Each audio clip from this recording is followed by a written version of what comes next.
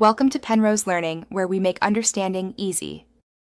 You start by confirming your keyboard model and the operating system so you pick the right method.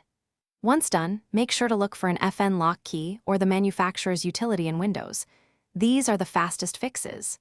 If neither exists, reboot and enter BIOS or UEFI right away, usually by pressing ESC, F2, Delete, or a vendor-specific key at startup. You'll proceed from here to change the default behavior. Don't skip saving any open work first.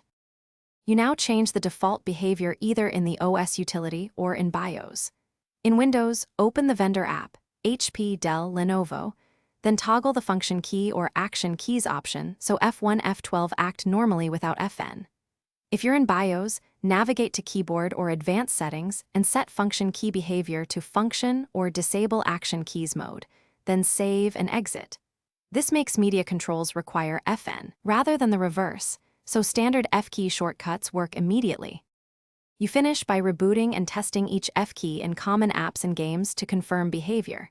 If changes didn't stick, update your keyboard drivers and laptop firmware, then retry. Drivers often restore proper toggles.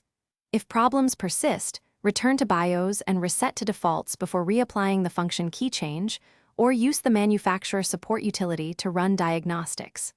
One tip: if a BIOS option is missing, check for an updated BIOS release. Sometimes vendors add the setting later.